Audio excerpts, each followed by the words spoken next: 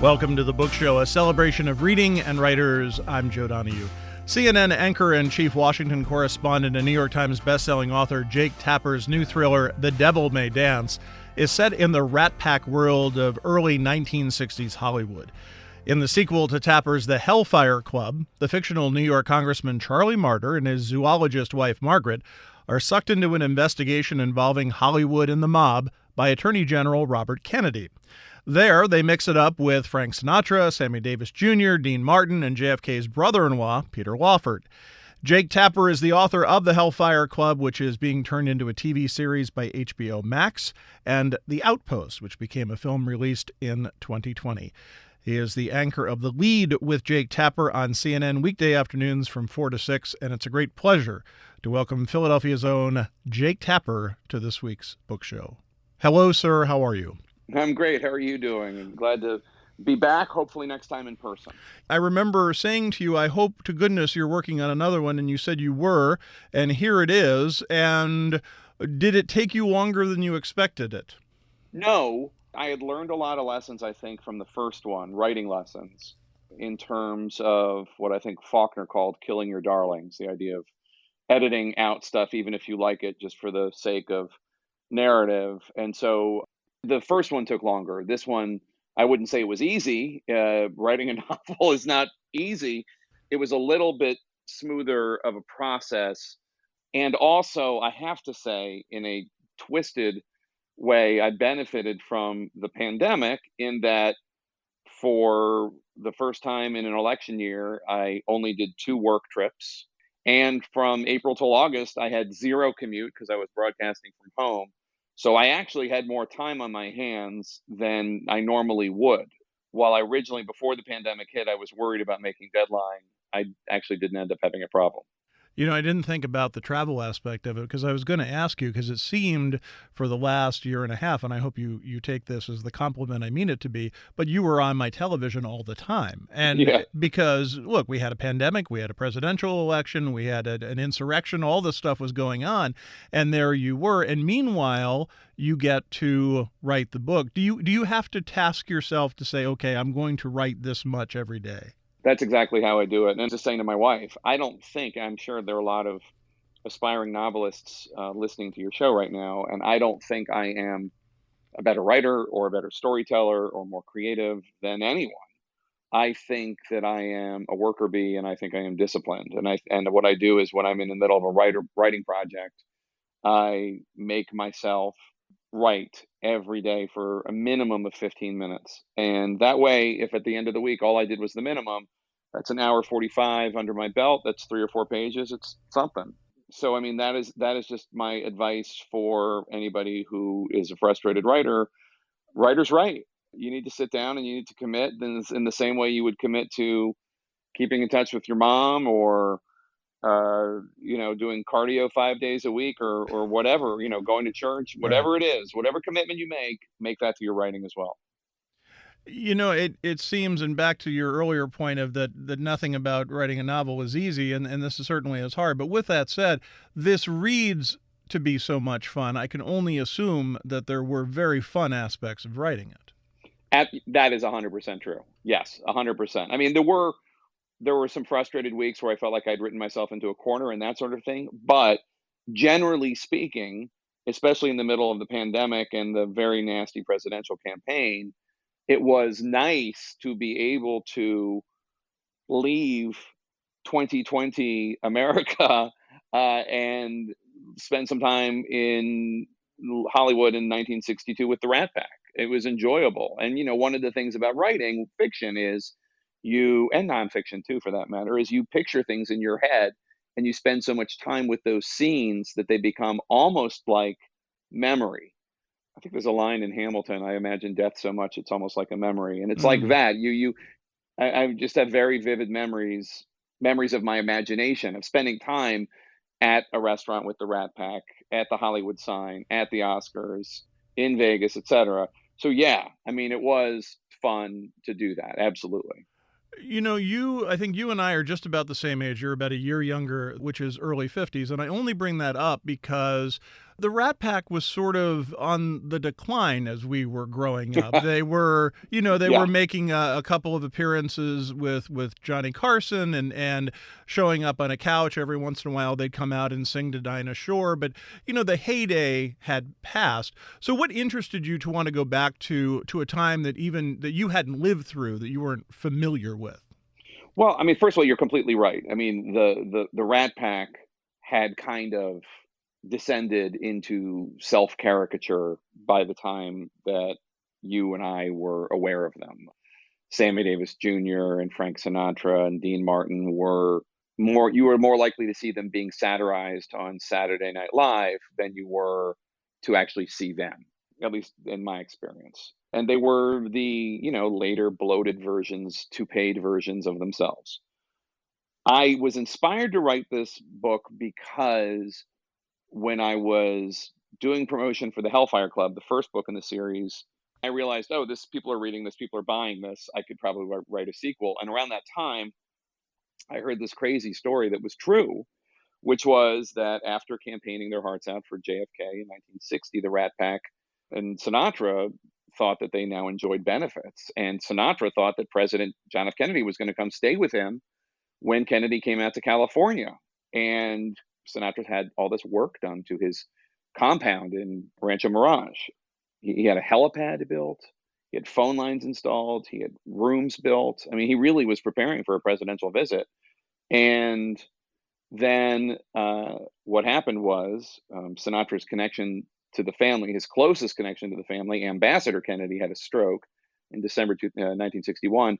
And Attorney General Robert Kennedy, who was going after organized crime as the Attorney General, was confronted with the fact that Sinatra was friends with some of the people he was investigating. So Attorney General Kennedy had to decide, well, do I offend this huge Hollywood star who helped get my brother elected, or do I let my brother, the president, sleep in a bed that Sam Giancana may have slept in? And that's a true story. That really happened. And, I'm fairly knowledgeable about both politics and pop culture, and I did not Mm. know that story. So I was like, wow. And this would be a great setting for Charlie and Margaret. And so that's how it happened. And I have to say, the Rat Pack in 1961-62 was a lot cooler than the Rat Pack that you and I were the exposed the to. bedraggled Rat Pack. Yeah, Yeah. the bloated toupeed version. Well, I mean, to be fair, I mean, I'm sure I was much better and younger in my day than the bloated toupeed version of myself. But still, I mean that they were cool. They were cool characters. I mean, Ocean's 11, the original movie with Sinatra and the Rat Pack, is a horrible movie. But imagine the coolness of the guys from the remake. Right. Imagine the coolness of if Matt Damon and George Clooney and Brad Pitt and all those guys actually were best friends and actually hung out. That's what the Rat Pack was like. Two things I want to get to right real quick. One is there's a great line in the book. It's toward the end where Kennedy, Robert Kennedy, the characters, your characters, Charlie and Margaret, say, well, by not having the president come to Sinatra's house, you're really dissing Frank. And Kennedy says, well, what's he going to do? Vote for Reagan? Well, Right. and then he does, right? I mean, you don't say that, but that's exactly what he did. And it's really interesting. You draw that path. Having nothing to do with my book, I think you can draw a direct line between the Kennedy Sinatra breakup in 1962. I think you can draw a direct line between that and Sinatra becoming a Reagan friend in the late 70s and early 80s. And actually, Karen Tumulty has a great book out, I think about Nancy Reagan. And in the book, she's talking about how Sinatra was going to apply to be on like a White House board, to be like a cultural minister for the Reagan White House. And some Reagan aides were trying to figure out how to stop it. And so I forget who it was. It was Mike Deaver or Larry Speaks or one of these Reagan aides says to Sinatra, "Okay, yeah, as soon as you're done with the FBI background check, you'll come in and we'll get this going. It's gonna be great." And Sinatra's like, "What?" And then again, the FBI background check, they have to look into your background. They have to do a thorough investigation. You understand? And that was the end of that. Jake Tapper is our guest. The name of the new book is The Devil May Dance. Talking about films, this book revolves around the whole reason that Charlie and Margaret, well, the reason is they're on assignment, but the fake reason is that they are helping Frank Sinatra make The Manchurian Candidate as far as details. Yeah, that's the fake reason. And Robert Kennedy comes up with that because they are shooting, which actually the timing worked out perfectly. They are actually shooting The Manchurian Candidate, and the Kennedys were friends with Arthur Krim, the head of United Artists, who was a big Democratic fundraiser and advisor as well. And in fact, in real life, to get The Manchurian Candidate made, Sinatra had to appeal to President Kennedy to lean on Krim because Krim was worried that the movie was so full of weird conspiracies and communism and all the insanity of that film, which is a nutty film, that it would hurt Kennedy for some reason. And so Sinatra went. This is not from the book. This is real life. Sinatra goes to Kennedy and says, "I need help. We want to make The Manchurian Candidate." This had been a very successful novel in 1959 by Richard Condon. And Kennedy's reaction is like, "Oh, great! Who's going to play the mother?" Because the mother, played by Angela Lansbury in the film, it's an incestuous relationship she has with her son, uh, played by Lawrence Harvey, who's Raymond Shaw. Anyway, the movie's not as intimate as and gross as the book, but that's how much Kennedy was a student of pop culture, and he leaned on Krim, and Krim had the film made. But in the book, Robert Kennedy just asks Krim to make Charlie a consultant because he's both a politician and a war hero, like the character of Bennett Marco that Sinatra plays in The Manchurian Candidate, which is a weird movie. I just watched it again Sunday night. I did an event with Criterion where I just tweeted about the film, and we had a watch along party, and it's a trippy film. It is a weird movie. The other thing I think that it kept on coming back to, you read this and you look at this guy Charlie Martyr, who you've created, and he's a war hero. He comes out of the war. He has his issues. There's PTSD. He has problems drinking. He's found this amazing woman to be his wife, who is a zoologist, who is very patient with all that's going on. And you think to yourself, well, yeah, this is the kind of guy, this Republican congressman, this is the kind of guy that I would want representing me in the district. And you read this, and I don't care whether you're reading about the 50s or the 60s, and you think, wow, this is a great guy. And then I put the book down and I turn on your show and you're talking about Matt Gaetz. Man, we've come a long way. Well, he's an Eisenhower. Charlie's an Eisenhower Republican. He's a Rockefeller Republican. I guess in today's world, he would be an Adam Kinzinger Republican. There are some good folks in that party. It's going through a really rough time right now because of how enthralled it is to Trump's lies about the election and this narrative, this fictional narrative. But I still have hopes for the Republican Party that there's a Charlie Martyr or two in there that can come and save them. So, speaking of politicians who have sex with minors, you talk about that in the. That's quite a segue. Yes, I know. Broadcasting great there. It's a moment in the book where there is this conspiracy going on, and this horrible thing that's happening at Disneyland of all places. Again, something you made up. Let's make that very to be clear. Yeah. Yes. No.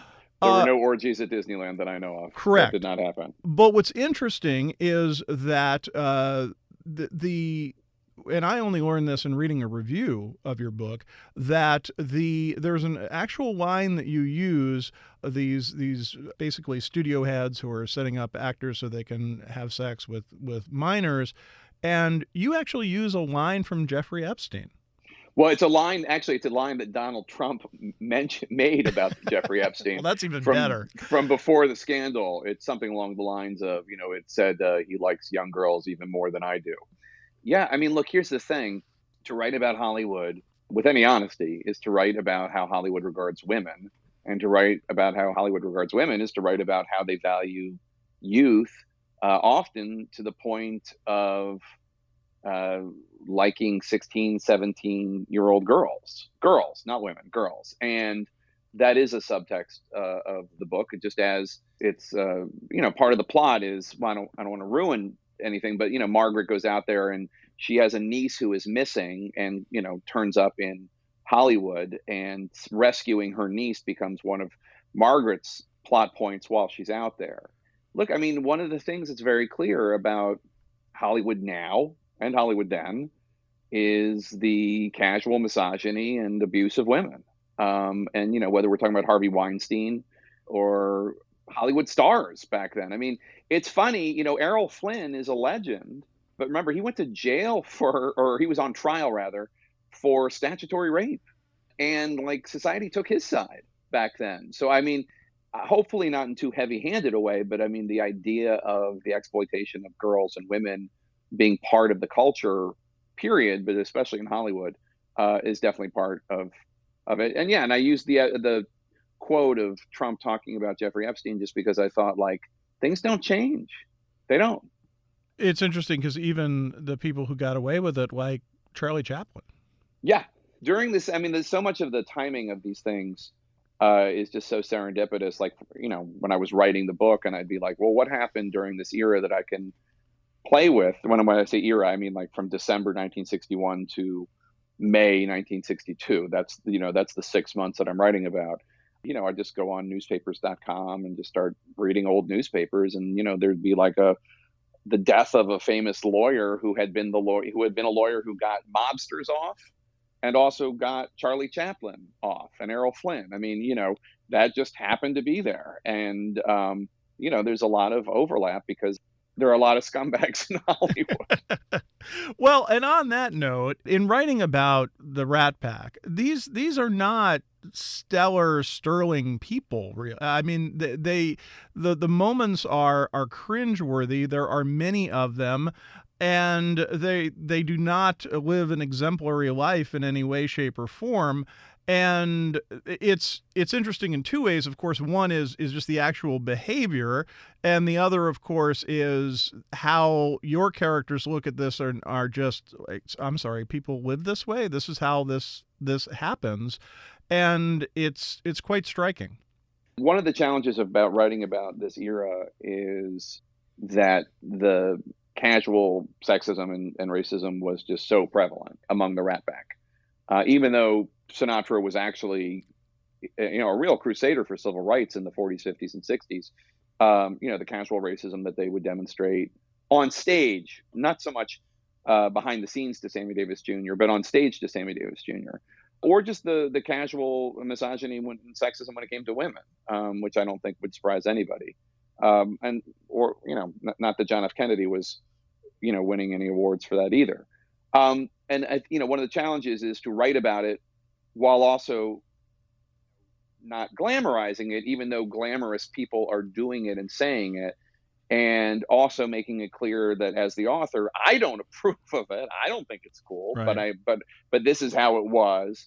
So Charlie and Margaret were helpful, especially Margaret, who has a real moral center, in objecting to it in their minds, at least, if not public, if not in spoken, while also representing what really was going on. And the book opens. Charlie and Margaret are with the Rat Pack in the middle of the night, and they're all a little tipsy, and they're running around Forest Lawn Cemetery. Um, they're honoring the death of a different star who had died in a car crash a few weeks before. Again, a true story. And they're kind of brutes. The misogyny and the racism aside, though, there is a couple sections here where your writing of profanity is just great. Man, you string together. There's some Sinatra moments there. Good for you. I just sort of envisioned. I thought, my goodness, that's great. I wonder if that's like a Wolf Blitzer production meeting. What's that? Wolf is a very kind and sweet man. Yeah. I mean, look. I mean, the profanity actually. I dialed back some of the profanity that actually had been used in real life for the book, but then I dialed up other profanity. Profanity is actually a plot point. One specific word Right. That is used to ingratiate with Frank, and then also is part of a climax where Frank where there's a revelation. Um, yeah, I mean, I felt like profanity was a plot point in some ways, a necessary one. Jake Tapper is our guest. The name of the book is The Devil May Dance. Margaret, we should note, really is, as you say, a moral center, but very much our feminist hero in this. She is a doctor. She is a zoologist, which comes into the book because she learns and knows a thing or two about birds, which play a A part in plot this. point. Yeah, yeah, yeah, they do. They're Be- filming The Birds. They're filming the Hitchcock movie The Birds during this period. I never knew. What is it? A conspiracy of ravens? I didn't know that was. It's a gaggle of geese and a conspiracy of ravens. I didn't know that. Yeah, there's a whole list. I don't know it. Margaret knows it. So she's a murder of crows. There's a bird trainer that Margaret meets and befriends in Hollywood because Margaret's a zoologist, an expert on horses, but is intrigued by, because obviously there are animal trainers in Hollywood, and Hitchcock was filming The Birds in 1962, and so I thought that that would be an interesting part. That Margaret would be intrigued to meet another woman who is an expert on a different kind of animal. And yes, it does become significant at a different point in the book. But yeah, I can't rattle it off like they do. That's one of the great things about writing, is that you can have your characters be much smarter and more clever than you ever can hope to be. It is, of course, a work of fiction. You make that clear. But there are, because you're dealing with real people and real time and events, you list these sources, which, by the way, is very nice of you. But also, it gives an idea of what you referred to get much of your information, which I thought was really interesting. Well, first of all, I mean, there are a bunch of great books that I read that I really relied on and took material from, because they were recording nonfiction, and I'm, writing a historical novel, and I wanted to make sure that people like James Kaplan, who wrote these two-volume biography of Sinatra and others, got their due. Second of all, just like as a nerd, I know that when I'm watching historical fiction, I always am like headed to Google to find out what's real, what's not real. There are a bunch of little, I wouldn't call them Easter eggs, but things throughout the book that are real, whether having to do with Greensboro, North Carolina, and an incident that happened there in 1961, or other events that I know will, for my fellow nerds, be fun. Because so much of the book was just me having fun with history, and Right. when I would hit with, one of the things I wanted to do in this book that I was make sure that everything took place in a cool place, every scene in a cool place. And so sometimes I'd be like, well, I need to start this chapter with something, and I don't know what's going on. Like, where can I start it? And I would just, again, go to newspapers.com and find out, oh, Dodger Stadium opened right that day. Oh, great. I'll set something there. You take a swipe at the Church of Scientology in this book, and I say swipe only because it's a again, a plot point where they are involved in this, and it's the very beginning. L. Ron Hubbard is still with us at this time, but the church is starting to have an impact in Hollywood. Recruiting famous stars was something that L. Ron Hubbard wanted to do from the 50s. And I read a couple biographies. I read a biography of L. Ron Hubbard, and then I read also Going Clear by Lawrence Wright, and some Yeah. other books. And look, people can believe what they want to believe, and we have freedom of religion in this country and all that. But there's some interesting stuff that happened with the Church of Scientology in Hollywood, and to write about Hollywood in 1962 and not have the Church of Scientology seemed like a missed opportunity. When you look at these characters that you have so firmly established now, is it obvious to say, well, yes, we'll take them somewhere else? I think I'll take them to the 70s for a third, but I'm kind of inclined to have Charlie and Margaret's son Dwight, whose nickname would be Ike, take the lead in the 70s. He would be 18, 19 years old in the mid to late 70s, and I think that might be more fun. Charlie and Margaret will be in their 50s. I'm in my 50s. I don't know how much of an adventure I'm up for these days. You literally have to pay me to leave my house. So it might be more fun to have a young, not an anti hero, but maybe a young, little bit more brash, less sainted main character than Charlie and Margaret. You certainly are on the periphery of, in this book and in the previous, the Hellfire Club, in taking every once in a while a look at the press and certainly the tabloid press in this book. Is that of interest, or is the whole idea of this for you to get away from the 9 to 5 job? No, it's interesting because the reporters don't come across well, even though I'm a journalist Right. and I revere journalism, but reporters don't come across well in these books. And that's mainly because the main characters are people who would hate the press, politicians, and in this book, also Hollywood stars. But it's not a commentary necessarily about the press so much as just it would feel wrong to have members of Congress or Hollywood celebrities think good things about us because exist to be pains in their butts. But I think the journalist might be more heroic in the third book. It's amazing to me that we all have lived through the past year and a half with all of its trials and tribulations, and that you can that you would even find time to be able to do this, because it seemed like we were all just glued trying to figure out what was happening next. And now, like, if this book came out from a year from now and you said, oh, well, yeah, finally things calmed down a little bit, I could write, that would make more sense to me.